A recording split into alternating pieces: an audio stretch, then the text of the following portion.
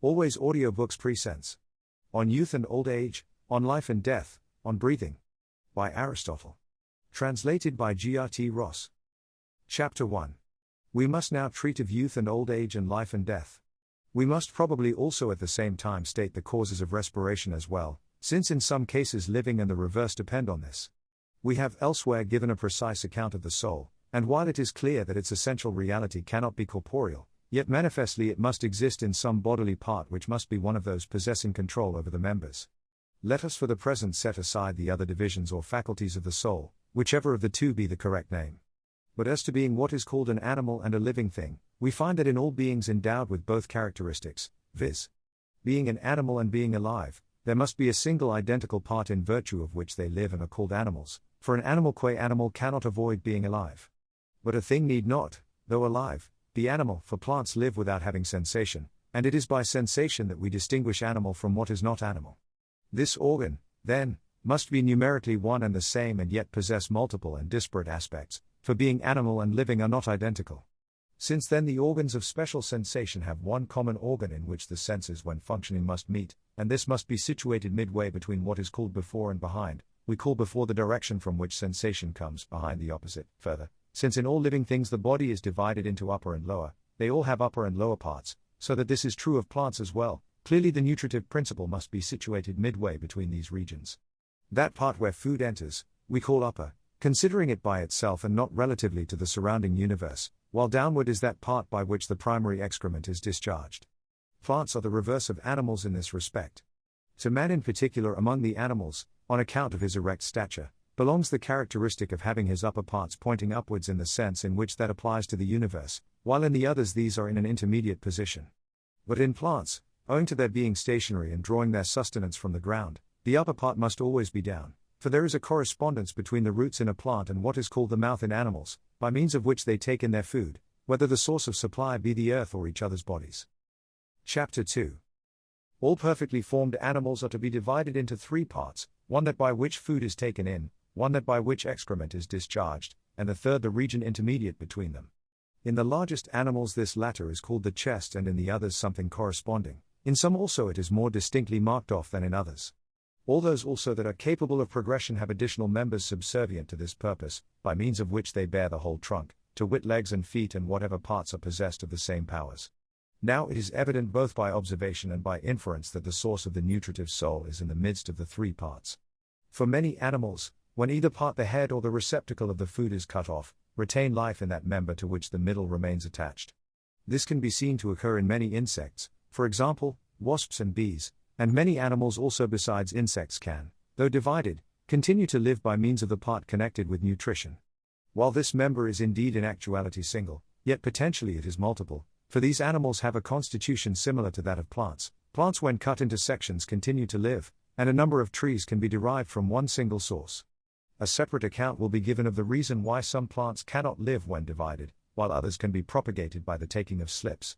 In this respect, however, plants and insects are alike. It is true that the nutritive soul, in beings possessing it, while actually single must be potentially plural. And it is too with the principle of sensation, for evidently the divided segments of these animals have sensation.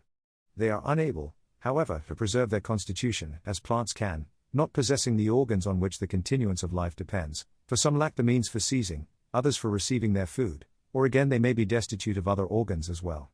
Divisible animals are like a number of animals grown together, but animals of superior construction behave differently because their constitution is a unity of the highest possible kind.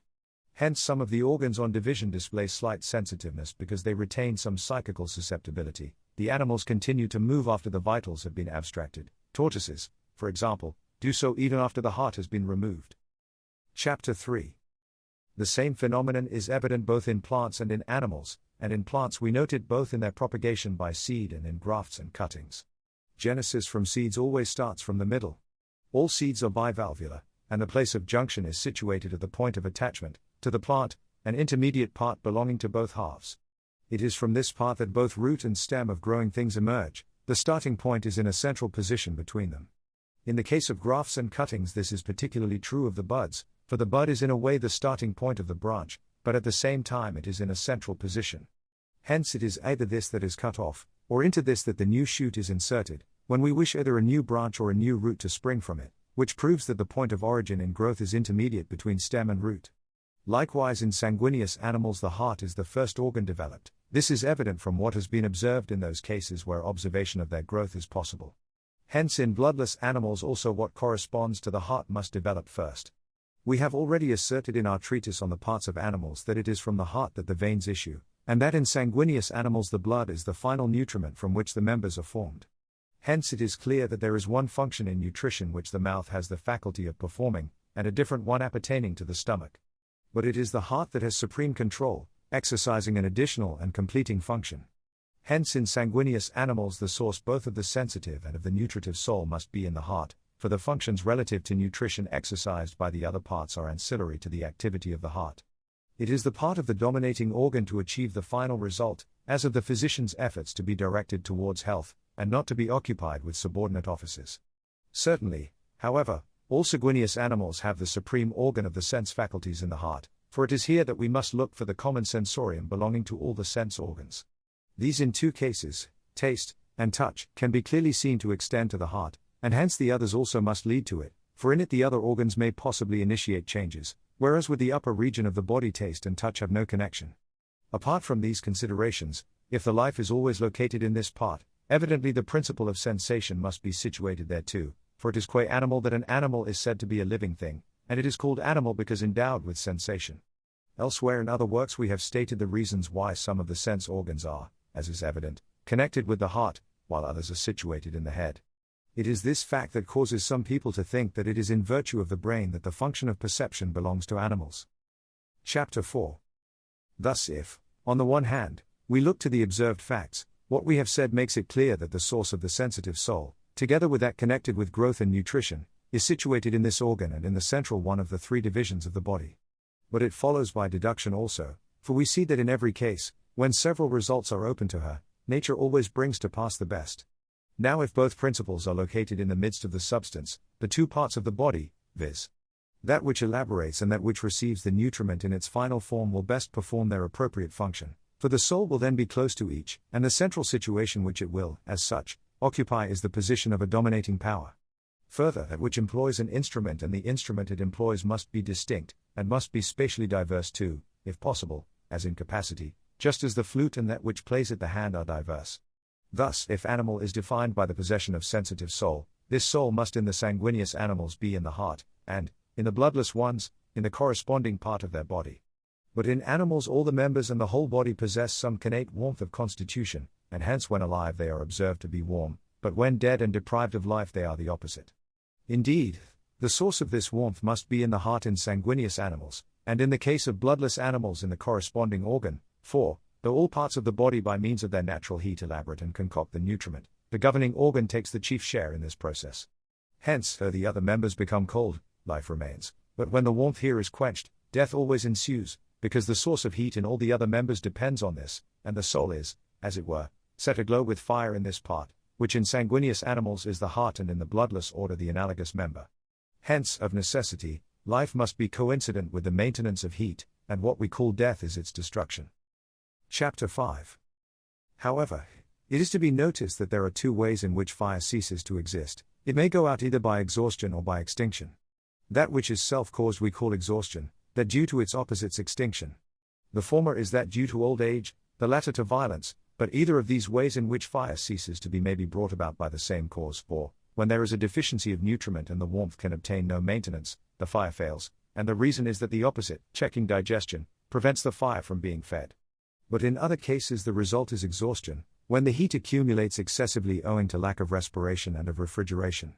For in this case what happens is that the heat, accumulating in great quantity, quickly uses up its nutriment and consumes it all before more is sent up by evaporation. Hence not only is a smaller fire readily put out by a large one, but of itself the candle flame is consumed when inserted in a large blaze, just as is the case with any other combustible. The reason is that the nutriment in the flame is seized by the larger one before fresh fuel can be added, for fire is ever coming into being and rushing just like a river, but so speedily as to elude observation. Clearly therefore, if the bodily heat must be conserved, as is necessary if life is to continue, there must be some way of cooling the heat resident in the source of warmth. Take as an illustration what occurs when coals are confined in a brazier. If they are kept covered up continuously by the so-called choker, they are quickly extinguished, but, if the lid is in rapid alternation lifted up and put on again, they remain glowing for a long time. Banking up a fire also keeps it in, for the ashes, being porous, do not prevent the passage of air, and again they enable it to resist extinction by the surrounding air by means of the supply of heat which it possesses. However, we have stated in the problems the reasons why these operations, namely banking up and covering up a fire, have the opposite effects. In the one case the fire goes out, in the other it continues alive for a considerable time. Chapter 6. Everything living has soul, and it, as we have said, cannot exist without the presence of heat in the constitution. In plants the natural heat is sufficiently well kept alive by the aid which their nutriment and the surrounding air supply. For the food has a cooling effect, as it enters, just as it has in man, when first it is taken in, whereas abstinence from food produces heat and thirst. The air, if it be motionless, becomes hot, but by the entry of food a motion is set up which lasts until digestion is completed and so cools it. If the surrounding air is excessively cold owing to the time of year, there being severe frost, plants shrivel, or if, in the extreme heats of summer the moisture drawn from the ground cannot produce its cooling effect, the heat comes to an end by exhaustion. Trees suffering at such seasons are said to be blighted or star-stricken. Hence the practice of laying beneath the root stones of certain species or water in pots, for the purpose of cooling the roots of the plants. Some animals pass their life in the water, others in the air, and therefore these media furnish the source and means of refrigeration, water in the one case, air in the other. We must proceed, and it will require further application on our part to give an account of the way and manner in which this refrigeration occurs. Chapter 7. A few of the previous physical philosophers have spoken of respiration. The reason, however, why it exists in animals they have either not declared or, when they have, their statements are not correct and show a comparative lack of acquaintance with the facts. Moreover, they assert that all animals respire, which is untrue. Hence these points must first claim our attention, in order that we may not be thought to make unsubstantiated charges against authors no longer alive. First then, it is evident that all animals with lungs breathe, but in some cases breathing animals have a bloodless and spongy lung, and then there is less need for respiration. These animals can remain under water for a time, which relatively to their bodily strength, is considerable. All oviparous animals, for example, the frog tribe, have a spongy lung. Also, hemids and tortoises can remain for a long time immersed in water, for their lung, containing little blood, has not much heat. Hence, when once it is inflated, it itself, by means of its motion, produces a cooling effect, and enables the animal to remain immersed for a long time. Suffocation, however, always ensues if the animal is forced to hold its breath for too long a time, for none of this class take in water in the way fishes do. On the other hand, animals which have the lung charged with blood have greater need of respiration on account of the amount of their heat, while none at all of the others which do not possess lungs breathe. Chapter 8. Democritus of Abdera and certain others who have treated of respiration, while saying nothing definite about the lungless animals, nevertheless seem to speak as if all breathed. But Anaxagoras and Diogenes both maintain that all breathe and state the manner in which fishes and oysters respire. Anaxagoras says that when fishes discharge water through their gills, air is formed in the mouth, for there can be no vacuum, and that it is by drawing in this that they respire. Diogenes' statement is that, when they discharge water through their gills, they suck the air out of the water surrounding the mouth by means of the vacuum formed in the mouth, for he believes there is air in the water. But these theories are untenable. Firstly, they state only what is the common element in both operations and so leave out the half of the matter. For what goes by the name of respiration consists, on the one hand, of inhalation, and, on the other, of the exhalation of breath, but, about the latter they say nothing, nor do they describe how such animals emit their breath. Indeed, explanation is for them impossible, for, when the creatures respire, they must discharge their breath by the same passage as that by which they draw it in, and this must happen in alternation. Hence, as a result, they must take the water into their mouth at the same time as they breathe out. But the air and the water must meet and obstruct each other. Further, when they discharge the water, they must emit their breath by the mouth or the gills, and the result will be that they will breathe in and breathe out at the same time, for it is at that moment that respiration is said to occur. But it is impossible that they should do both at the same time. Hence, if respiring creatures must both exhale and inhale the air, and if none of these animals can breathe out, evidently none can respire at all. Chapter 9. Further, the assertion that they draw in air out of the mouth or out of the water by means of the mouth is an impossibility, for, not having a lung, they have no windpipe, rather the stomach is closely juxtaposed to the mouth, so that they must do the sucking with the stomach. But in that case the other animals would do so also, which is not the truth, and the water animals also would be seen to do it when out of the water, whereas quite evidently, they do not. Further, in all animals that respire and draw breath there is to be observed a certain motion in the part of the body which draws in the air, but in the fishes this does not occur. Fishes do not appear to move any of the parts in the region of the stomach, except the gills alone, and these move both when they are in the water and when they are thrown onto dry land and gasp. Moreover, always when respiring animals are killed by being suffocated in water, bubbles are formed of the air which is forcibly discharged, as happens, for example, when one forces a tortoise or a frog or any other animal of a similar class to stay beneath water. But with fishes this result never occurs, in whatsoever way we try to obtain it, since they do not contain air drawn from an external source. Again, the manner of respiration said to exist in them might occur in the case of men also when they are under water. For if fishes draw in air out of the surrounding water by means of their mouth, why should not men too and other animals do so also? They should also, in the same way as fishes, draw in air out of the mouth. If in the former case it were possible, so also should it be in the latter. But since in the one it is not so, neither does it occur in the other. Furthermore, why do fishes, if they respire, die in the air and gasp, as can be seen, as in suffocation? It is not want of food that produces this effect upon them, and the reason given by Diogenes is foolish, for he says that in air they take in too much air and hence die, but in the water they take in a moderate amount. But that should be a possible occurrence with land animals also, as facts are, however, no land animal seems to be suffocated by excessive respiration. Again, if all animals breathe, insects must do so also. Many of them seem to live though divided not merely into two, but into several parts, for example, the class called Scolopendra. But how can they, when thus divided, breathe, and what is the organ they employ? The main reason why these writers have not given a good account of these facts is that they have no acquaintance with the internal organs, and that they did not accept the doctrine that there is a final cause for whatever nature does. If they had asked for what purpose respiration exists in animals, and had considered this with reference to the organs, for example, the gills and the lungs, they would have discovered the reason more speedily. Chapter 10. Democritus, however, does teach that in the breathing animals there is a certain result produced by respiration. He asserts that it prevents the soul from being extruded from the body. Nevertheless, he by no means asserts that it is for this purpose that nature so contrives it, for he, like the other physical philosophers, altogether fails to attain to any such explanation. His statement is that the soul and the hot element are identical, being the primary forms among the spherical particles. Hence, when these are being crushed together by the surrounding atmosphere thrusting them out, respiration, according to his account, comes in to succor them. For in the air there are many of those particles which he calls mind and soul.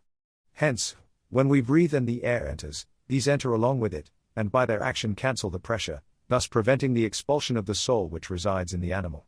This explains why life and death are bound up with the taking in and letting out of the breath, for death occurs when the compression by the surrounding air gains the upper hand, and the animal being unable to respire, the air from outside can no longer enter and counteract the compression. Death is the departure of those forms owing to the expulsive pressure exerted by the surrounding air. Death, however, occurs not by haphazard but, when natural, owing to old age, and, when unnatural, to violence. But the reason for this and why all must die Democritus has by no means made clear. And yet, since evidently death occurs at one time of life and not at another, he should have said whether the cause is external or internal. Neither does he assign the cause of the beginning of respiration, nor say whether it is internal or external. Indeed, it is not the case that the external mind superintends the reinforcement, rather the origin of breathing and of the respiratory motion must be within, it is not due to pressure from around. It is absurd also that what surrounds should compress and at the same time by entering dilate. This then is practically his theory, and how he puts it. But if we must consider that our previous account is true, and that respiration does not occur in every animal, we must deem that this explains death not universally, but only in respiring animals. Yet neither is it a good account of these even, as may clearly be seen from the facts and phenomena of which we all have experience. For in hot weather, we grow warmer, and, having more need of respiration, we always breathe faster. But when the air around is cold and contracts and solidifies the body, retardation of the breathing results. Yet this was just the time when the external air should enter and annul the expulsive movement, whereas it is the opposite that occurs. For when the breath is not let out and the heat accumulates too much, then we need to respire, and to respire we must draw in the breath. When hot, people breathe rapidly, because they must do so in order to cool themselves, just when the theory of Democritus would make them add fire to fire. Chapter 11. The theory found in the Timaeus, of the passing round of the breath by pushing, by no means determines how, In the case of the animals other than land animals, their heat is preserved, and whether it is due to the same or a different cause. For if respiration occurs only in land animals, we should be told what is the reason of that. Likewise, if it is found in others also, but in a different form, this form of respiration, if they all can breathe, must also be described. Further, a method of explaining involves a fiction. It is said that when the hot air issues from the mouth, it pushes the surrounding air, which being carried on enters the very place whence the internal warmth issued, through the interstices of the porous flesh, and this reciprocal replacement is due to the fact that a vacuum cannot exist. But when it has become hot, the air passes out again by the same route and pushes back inwards through the mouth the air that had been discharged in a warm condition. It is said that it is this action which goes on continuously when the breath is taken in and let out. But according to this way of thinking, it will follow that we breathe out before we breathe in. But the opposite is the case, as evidence shows, for though these two functions go on in alternation, yet the last act when life comes to a close is the letting out of the breath, and hence its admission must have been the beginning of the process. Once more, those who give this kind of explanation by no means state the final cause of the presence in animals of this function, to wit the admission and emission of the breath, but treat it as though it were a contingent accompaniment of life. Yet it evidently has control over life and death, for it results synchronously that when respiring animals are unable to breathe, they perish. Again, it is absurd that the passage of the hot air out through the mouth and back again should be quite perceptible, while we were not able to detect the thoracic influx and the return outwards once more of the heated breath. It is also nonsense that respiration should consist in the entrance of heat, for the evidence is to the contrary effect. What is breathed out is hot, and what is breathed in is cold. When it is hot, we pant in breathing, for, because what enters does not adequately perform its cooling function, we have as a consequence to draw the breath frequently. Chapter 12. It is certain, however, that we must not entertain the notion that it is for purposes of nutrition that respiration is designed, and believe that the internal fire is fed by the breath, respiration, as it were, adding fuel to the fire, while the feeding of the flame results in the outward passage of the breath. To combat this doctrine, I shall repeat what I said in opposition to the previous theories.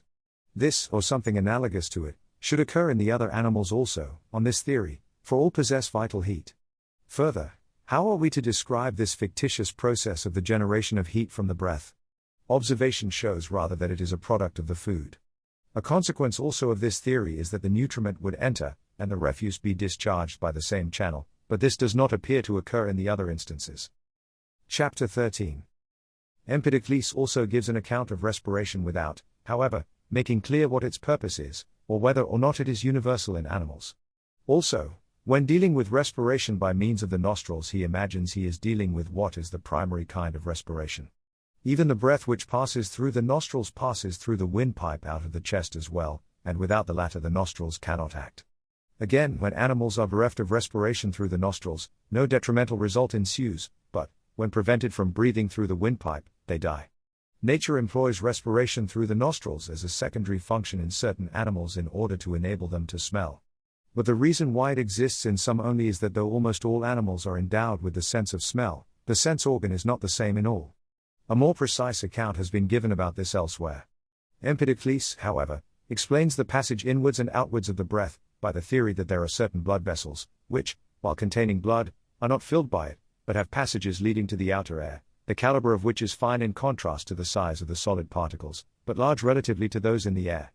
Hence it is the nature of the blood to move upwards and downwards. When it moves down, the air rushes in and inspiration occurs. When the blood rises, the air is forced out and the outward motion of the breath results.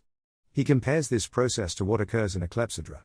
Thus, all things outwards breathe and in, their flesh has tubes bloodless, that stretch towards the body's outmost edge, which at their mouths, full many frequent channels pierce, cleaving the extreme nostrils through. Thus, while the gore lies hid, for air is cut a thoroughfare most plain. And thence, whenever shrinks away the tender blood, enters the blustering wind with swelling billow wild. But when the blood leaps up, backward it breathes. As when with water clock of polished bronze a maiden sporting, sets on her comely hand the narrow of the tube and dips it in the frail formed water's silvery sheen, not then the flood the vessel enters, but the air, until she frees the crowded stream. But then indeed upon the escape runs in the water meet. So also, when within the vessel's deeps the water remains, the opening by the hand of flesh being closed, the outer air that entrance craves restrains the flood. At the gates of the sounding narrow, upon the surface pressing, until the maid withdraws her hand. But then in contrary wise once more the air comes in and water meet flows out. Thus to the subtle blood, surging throughout the limbs, When air it shrinks away into the far recesses. Admits a stream of air rushing with swelling wave, but, when it backward leaps, in like bulk air flows out. This then is what he says of respiration. But, as we said, all animals that evidently respire do so by means of the windpipe, when they breathe either through the mouth or through the nostrils. Hence, if it is of this kind of respiration that he is talking, we must ask how it tallies with the explanation given. But the facts seem to be quite opposed. The chest is raised in the manner of a forge bellows when the breath is drawn in. It is quite reasonable that it should be heat which raises up and that the blood should occupy the hot region, but it collapses and sinks down, like the bellows once more, when the breath is let out. The difference is that in a bellows it is not by the same channel that the air is taken in and let out, but in breathing it is.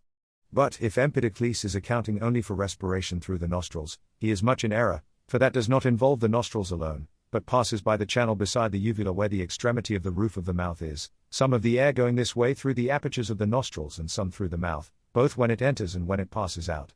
Such then is the nature and magnitude of the difficulties besetting the theories of other writers concerning respiration. Chapter 14.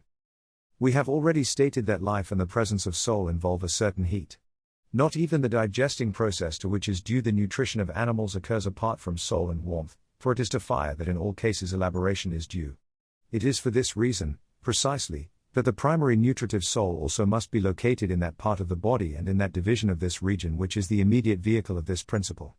The region in question is intermediate between that where food enters and that where excrement is discharged. In bloodless animals it has no name, but in the sanguineous class this organ is called the heart. The blood constitutes the nutriment from which the organs of the animal are directly formed.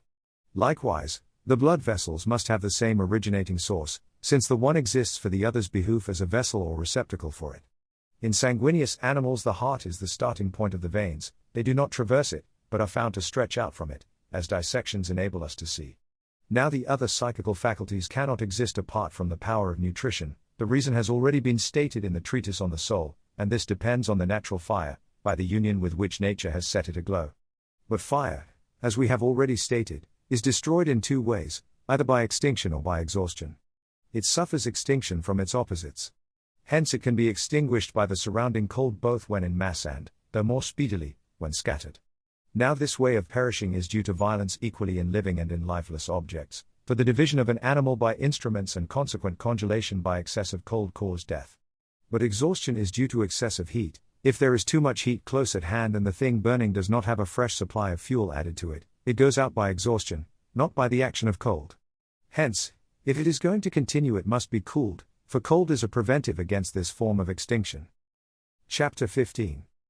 Some animals occupy the water, others live on land, and that being so, in the case of those which are very small and bloodless the refrigeration due to the surrounding water or air is sufficient to prevent destruction from this cause. Having little heat, they require little cold to combat it. Hence too such animals are almost all short-lived, for, being small, they have less scope for deflection towards either extreme.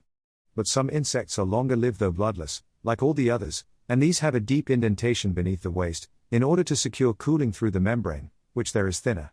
They are warmer animals and hence require more refrigeration, and such are bees, some of which live as long as 7 years, and all that make a humming noise, like wasps, cockchafers, and crickets. They make a sound as if of panting by means of air, for, in the middle section itself, the air which exists internally and is involved in their construction, causing a rising and falling movement, produces friction against the membrane. The way in which they move this region is like the motion due to the lungs in animals that breathe the outer air, or to the gills in fishes. What occurs is comparable to the suffocation of a respiring animal by holding its mouth, for then the lung causes a heaving motion of this kind. In the case of these animals this internal motion is not sufficient for refrigeration, but in insects it is. It is by friction against the membrane that they produce the humming sound, as we said, in the way that children do by blowing through the holes of a reed covered by a fine membrane.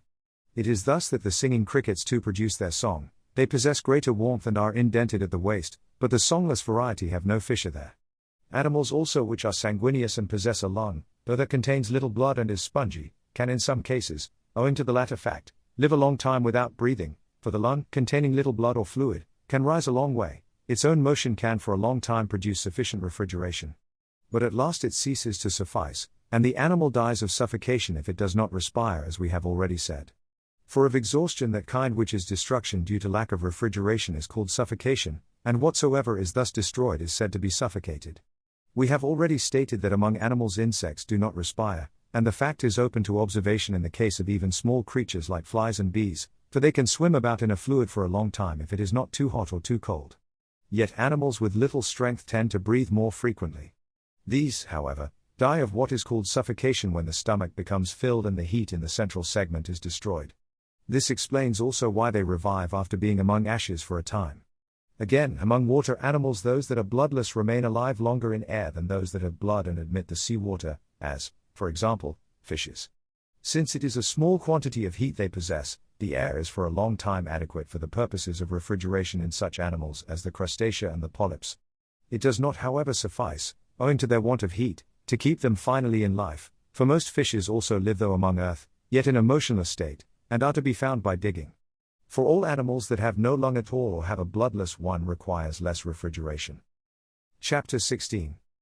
Concerning the bloodless animals, we have declared that in some cases it is the surrounding air, in others fluid, that aids the maintenance of life.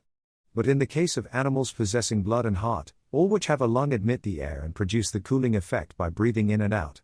All animals have a lung that are viviparous and are so internally, not externally merely. The Salacia are viviparous, but not internally, and of the oviparous class those that have wings, for example, birds, and those with scales, for example, tortoises, lizards, and snakes. The former class have a lung charged with blood, but in the most part of the latter it is spongy. Hence, they employ respiration more sparingly, as already said. The function is found also in all that frequent and pass their life in the water, for example, the class of water snakes and frogs and crocodiles and hemides, both sea and land tortoises and seals.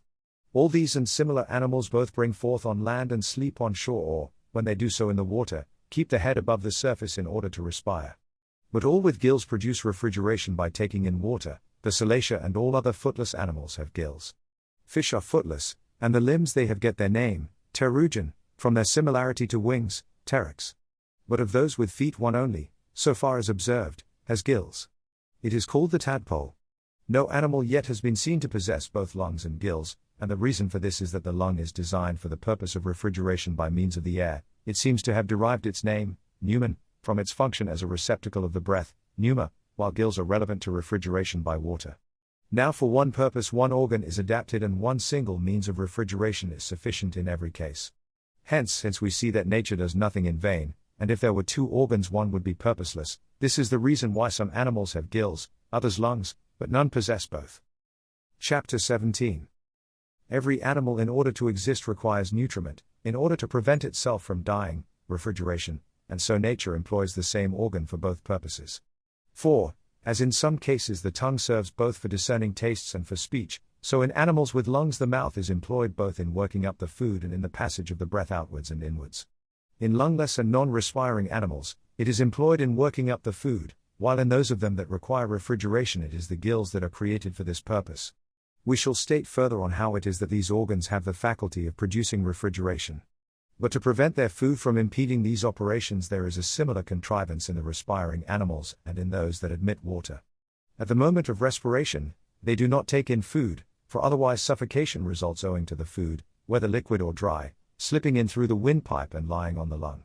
The windpipe is situated before the esophagus, through which food passes into what is called the stomach, but in quadrupeds which are sanguineous there is, as it were, a lid over the windpipe, the epiglottis. In birds and oviparous quadrupeds this covering is absent, but its office is discharged by a contraction of the windpipe. The latter class contract the windpipe when swallowing their food, the former close down the epiglottis. When the food has passed, the epiglottis is in the one case raised, and in the other the windpipe is expanded, and the air enters to effect refrigeration. In animals with gills the water is first discharged through them and then the food passes in through the mouth. They have no windpipe and hence can take no harm from liquid lodging in this organ, only from its entering the stomach. For these reasons the expulsion of water and the seizing of their food is rapid, and their teeth are sharp and in almost all cases arranged in a saw-like fashion, for they are debarred from chewing their food. Chapter 18. Among water animals the cetaceans may give rise to some perplexity, though they too can be rationally explained. Examples of such animals are dolphins and whales, and all others that have a blowhole. They have no feet, yet possess a lung though admitting the seawater. The reason for possessing a lung is that which we have now stated, refrigeration. The admission of water is not for the purpose of refrigeration. That is effected by respiration, for they have a lung. Hence, They sleep with their head out of the water, and dolphins, at any rate, snore. Further, if they are entangled in nets, they soon die of suffocation owing to lack of respiration, and hence they can be seen to come to the surface owing to the necessity of breathing. But since they have to feed in the water, they must admit it, and it is in order to discharge this that they all have a blowhole. After admitting the water, they expel it through the blowhole as the fishes do through the gills. The position of the blowhole is an indication of this, for it leads to none of the organs which are charged with blood, but it lies before the brain and thence discharges water. It is for the very same reason that mollusks and crustaceans admit water, I mean such animals as carabi and carcini. For none of these is refrigeration a necessity, for in every case they have little heat and are bloodless, and hence are sufficiently cooled by the surrounding water. But in feeding they admit water, and hence must expel it in order to prevent its being swallowed simultaneously with the food. Thus crustaceans, like the carcini and carabi, discharge water through the folds beside their shaggy parts, while cuttlefish and the polyps employ for this purpose the hollow above the head. There is, however, a more precise account of these in the history of animals. Thus it has been explained that the cause of the admission of the water is refrigeration, and the fact that animals constituted for a life in water must feed in it. Chapter 19. An account must next be given of refrigeration and the manner in which it occurs in respiring animals and those possessed of gills. We have already said that all animals with lungs respire. The reason why some creatures have this organ, and why those having it need respiration, is that the higher animals have a greater proportion of heat, for at the same time they must have been assigned a higher soul and they have a higher nature than plants. Hence too those with most blood and most warmth in the lung are of greater size, and animal in which the blood in the lung is purest and most plentiful is the most erect, namely man, and the reason why he alone has his upper part directed to the upper part of the universe is that he possesses such a lung. Hence this organ as much as any other must be assigned to the essence of the animal both in man and in other cases. This then is the purpose of refrigeration. As for the constraining and efficient cause, we must believe that it created animals like this, just as it created many others also not of this constitution. For some have a greater proportion of earth in their composition, like plants, and others, for example, aquatic animals contain a larger amount of water, while winged and terrestrial animals have an excess of air and fire respectively. It is always in the region proper to the element preponderating in the scheme of their constitution that things exist. Chapter 20. Empedocles is then in error when he says that those animals which have the most warmth and fire live in the water to counterbalance the excessive heat in their constitution, in order that, since they are deficient in cold and fluid, they may be kept in life by the contrary character of the region they occupy, for water has less heat than air. But it is wholly absurd that the water animals should in every case originate on dry land, and afterwards change their place of abode to the water, for they are almost all footless. He, however, when describing their original structure says that, though originating on dry land, they have abandoned it and migrated to the water. But again, it is evident that they are not warmer than land animals, for in some cases they have no blood at all, in others little. The question, however, as to what sorts of animals should be cooled warm and what cold, has in each special case received consideration. Though in one respect there is reason in the explanation which Empedocles aims at establishing, yet his account is not correct. Excess in a bodily state is cured by a situation or season of opposite character, but the constitution is best maintained by an environment akin to it.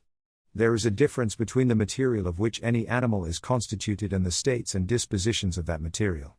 For example, if nature were to constitute a thing of wax or of ice, she would not preserve it by putting it in a hot place, for the opposing quality would quickly destroy it, seeing that heat dissolves that which cold congeals. Again, a thing composed of salt or nitre would not be taken and placed in water, for fluid dissolves that of which the consistency is due to the hot and the dry. Hence if the fluid and the dry supply the material for all bodies, it is reasonable that things the composition of which is due to the fluid and the cold should have liquid for their medium, and, if they are cold, they will exist in the cold, while that which is due to the dry will be found in the dry. Thus trees grow not in water but on dry land.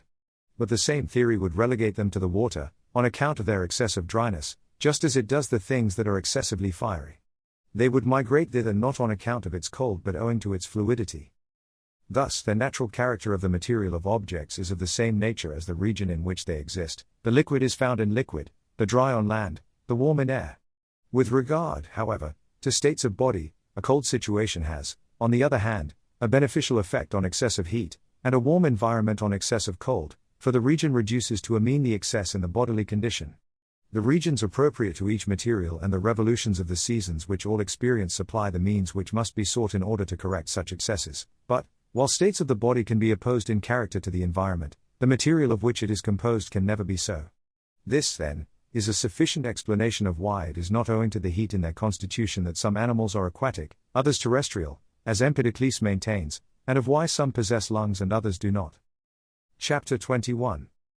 The explanation of the admission of air and respiration in those animals in which a lung is found, and especially in those in which it is full of blood, is to be found in the fact that it is of a spongy nature and full of tubes, and that it is the most fully charged with blood of all the visceral organs.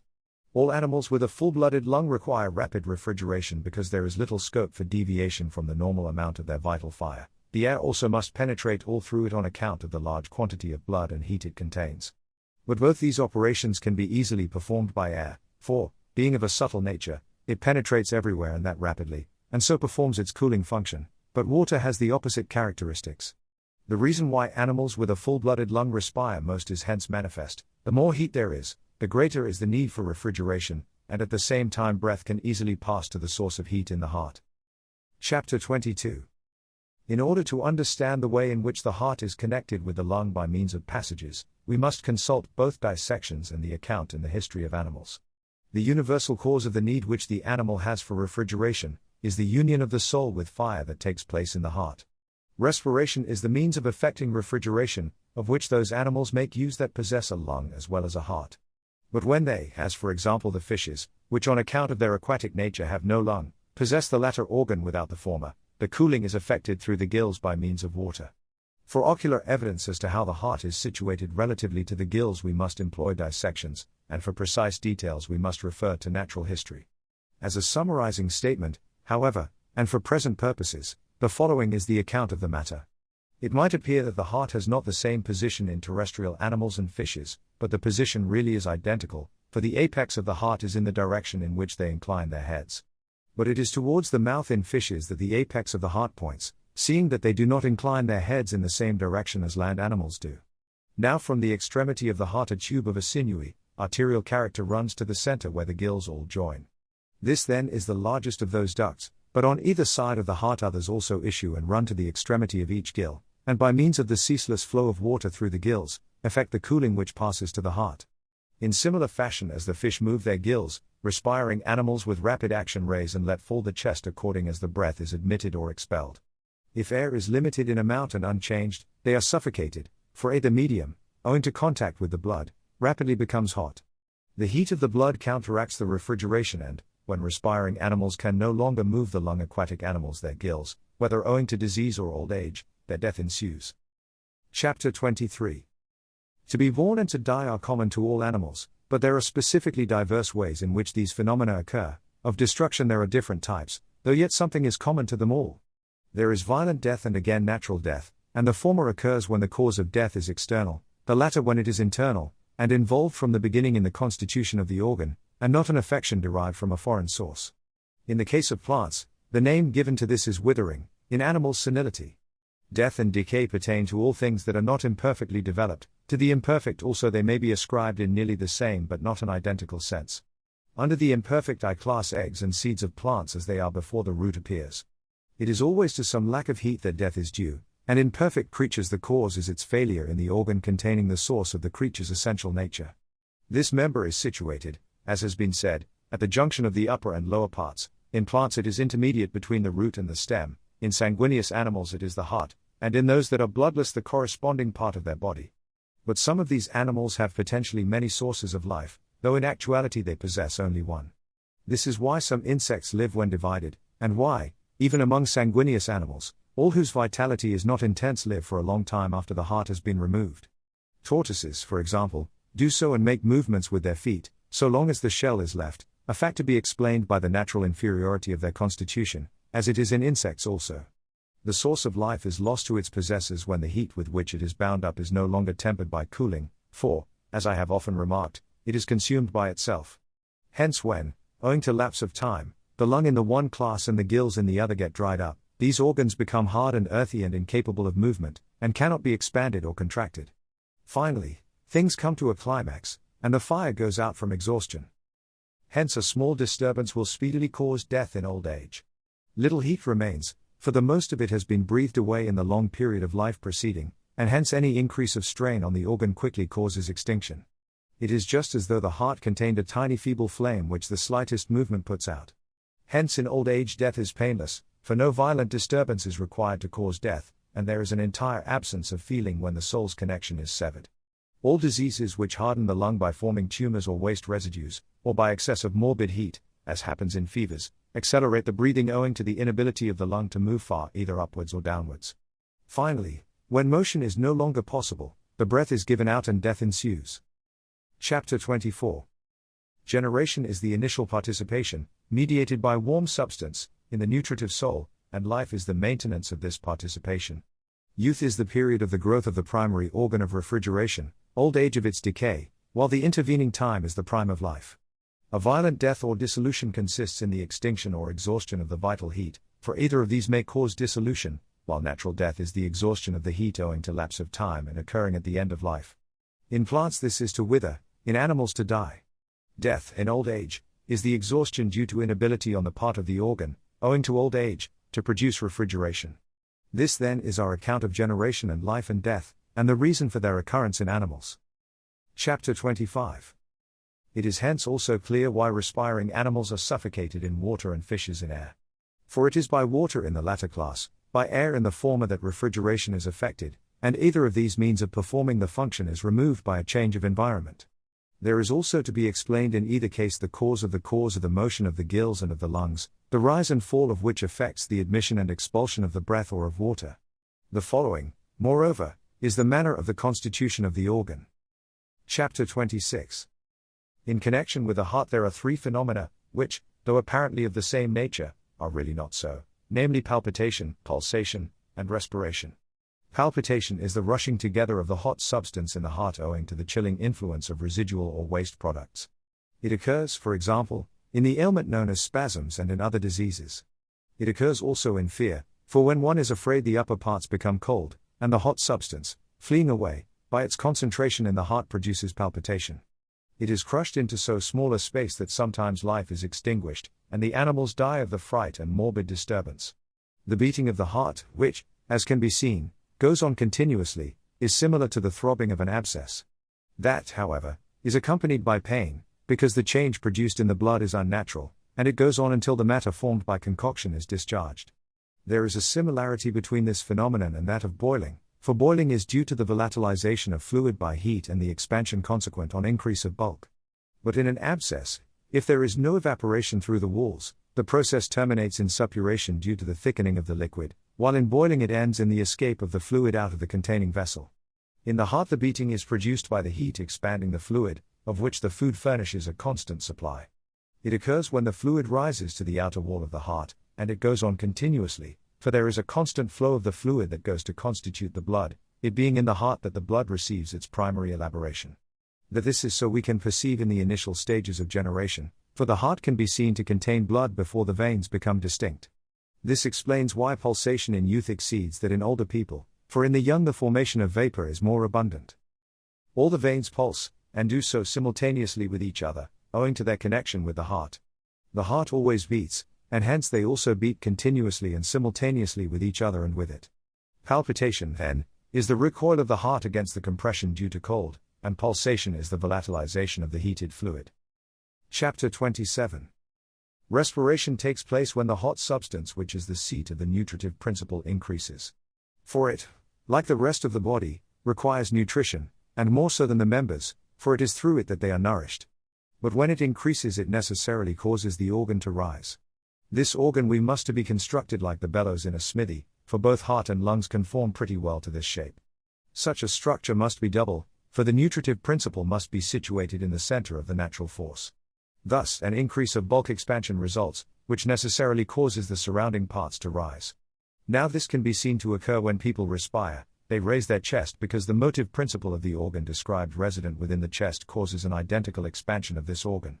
When it dilates the outer air must rush in as into a bellows, and, being cold, by its chilling influence reduces by extinction the excess of the fire. But, as the increase of bulk causes the organ to dilate, so diminution causes contraction, and when it collapses the air which entered must pass out again. When it enters the air is cold, but on issuing it is warm owing to its contact with the heat resident in this organ, and this is specially the case in those animals that possess a full-blooded lung.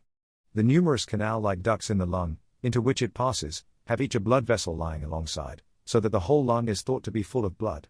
The inward passage of the air is called respiration, the outward expiration, and this double movement goes on continuously just so long as the animal lives and keeps this organ in continuous motion. It is for this reason that life is bound up with the passage of the breath outwards and inwards. It is in the same way that the motion of the gills in fishes takes place. When the hot substance in the blood throughout the members rises, the gills rise too, and let the water pass through, but when it is chilled and retreats through its channels to the heart, they contract and eject the water. Continually as the heat in the heart rises, continually on being chilled it returns thither again.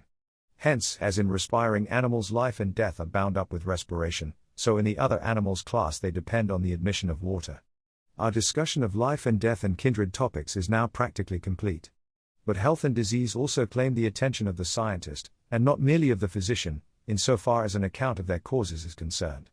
The extent to which these two differ and investigate diverse provinces must not escape us, since facts show that their inquiries are, to a certain extent, at least conterminous.